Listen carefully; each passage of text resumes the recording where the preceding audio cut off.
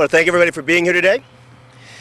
When I took over as chief, I was confronted by the fact that in St. Paul, we had, in 2004, 15,000 cases of domestic violence. Now, I rephrase that when I talk to people usually because it's not really 15,000 cases. Because cases are pieces of paper, they're envelopes that detectives have across their desk. What we really have is we had 15,000 incidents, 15,000 victims, mostly women who were beaten and badgered and really beleaguered by someone who said they loved them at one point or another. I want to thank a couple of people real early on here, though, before I forget. And they're here in the audience. They'll get to talk to you in a second, too. But even before I became chief, I was getting prepared for this day. Whether it was Isaiah and my friends from there, including Judge Klaas, Shelley Johnson-Klein from SPIP and others, they were educating me way back when I was just a baby commander about the dangers and the horrors of domestic violence. And I need to thank them because we would not be here today. I would not be here today if it wasn't for their work. Now, much has been done over the years since that time. We have seen a lot of really good work, and whether it's the domestic violence audit, the building of the bridges to safety, and now the blueprint for safety, they're all great steps towards a future where domestic violence really needs to be put in its place as a relic, a horrible, horrible historic relic, as horrible and as awful as lynching was in its day. The blueprint is really an interagency agreement, though. It's not just sort of a canned piece. It is really, in St. Paul especially, it is a tailor-made fit for all the different agencies that work to serve victims. In a victim's life, domestic violence victim's life, there are 100 different steps that have to go right for the process to do both protect her and to hold the offender accountable. And the blueprint outlines best practices for each and every one of those steps. Because of the blueprint, because of the work that all of these agencies are doing together, victims are safer today, offenders are being held accountable today, and I know that today is really just the start. That today is the beginning of a day when victims can feel safer, and when the bad guys out there should know when we're going to hold them very strictly accountable for the behaviors that they take.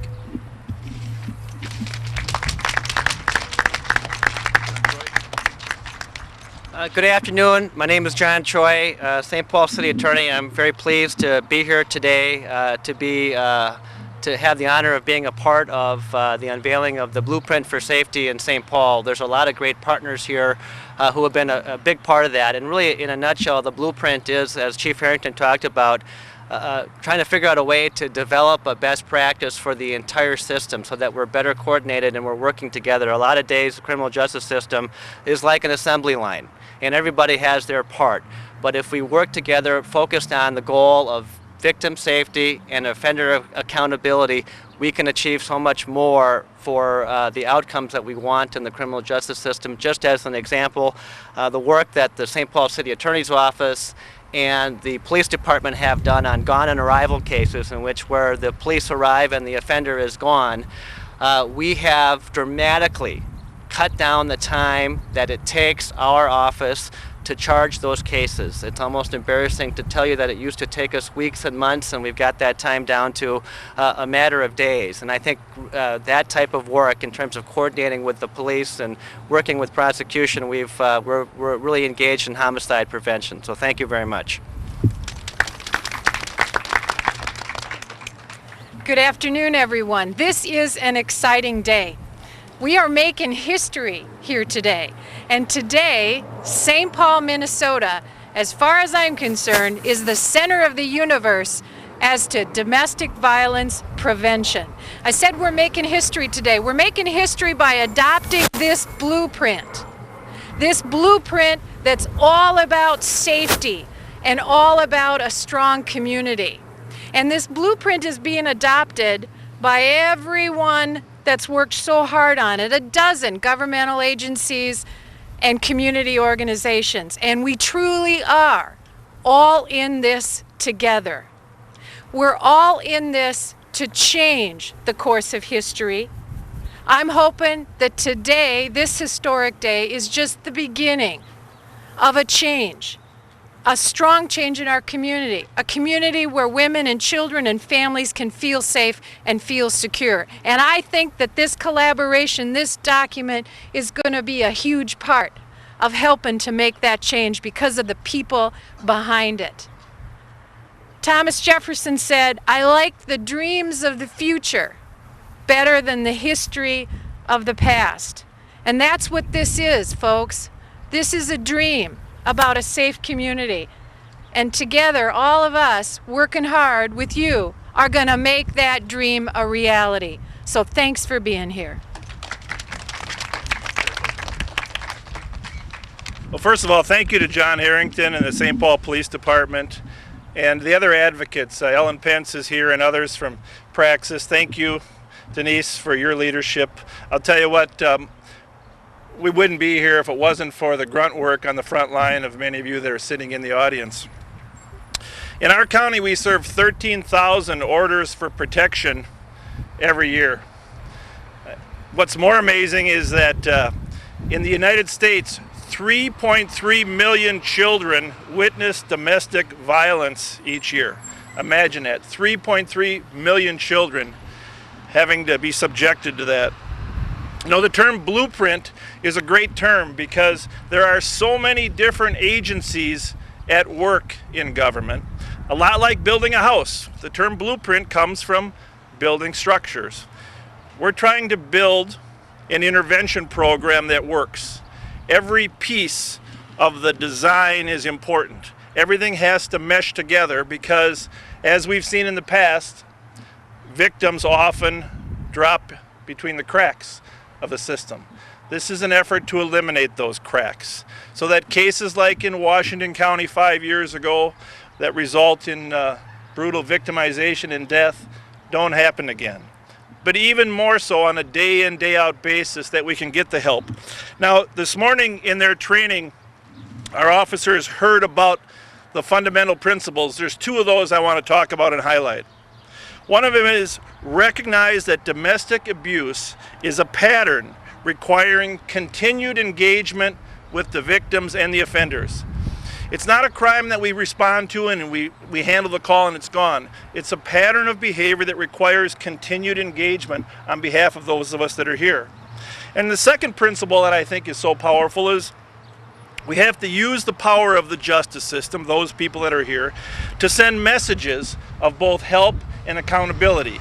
And the way we send the best message is to actually give help and to require accountability. At the Sheriff's Office, we have some changes that we'll make in how we handle victim information so that we can do notification and sever that relationship so that the recovery period can begin. Our apprehension unit is going to prioritize apprehensions for domestic abuse. And of course, our courthouse enforcement of no contact orders and orders for protection is going to continue to be a top priority. What happened in Hennepin County in their courthouse several years ago, another example of something that we can't tolerate. So again, John Harrington, Commander Frazier, and others, thank you for your leadership here.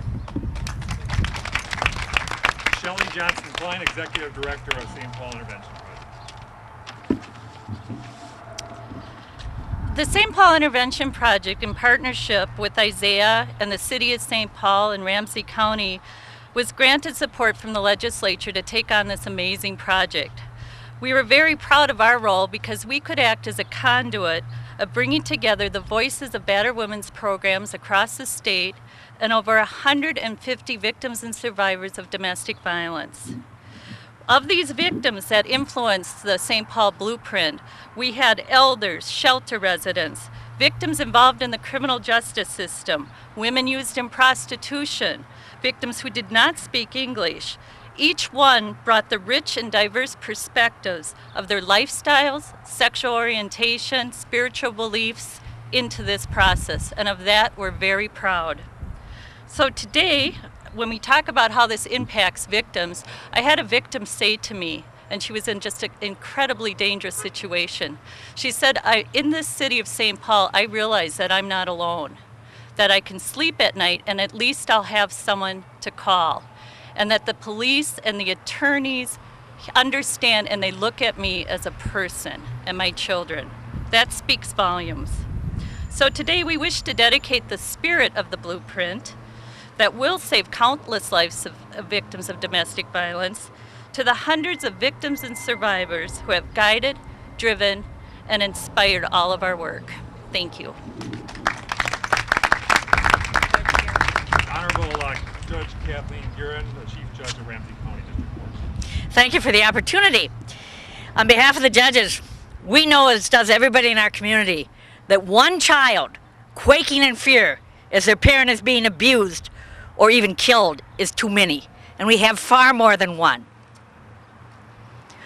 One victim who has been abused or murdered in a domestic situation is too many, and we have far more than one.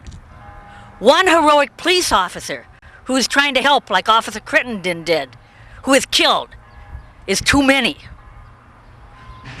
This blueprint, I truly believe, will help us as a community better deal with the issues of domestic abuse.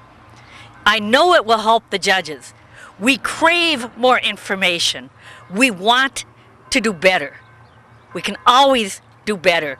I've already seen, as a matter of fact, I'm going to the jail when I leave this meeting today, and I've already seen the beginning of improvements in the reports the police officers make, in the complaints that the prosecutors file. With that information, it is our hope that our community and all of the people in it will be safer for ourselves, for all of our families, and especially for the children. Thank you. Judge Mary Lou Kloss, representing Isaiah. To say that I'm happy to be here is an understatement. I am overjoyed that we have come to this place.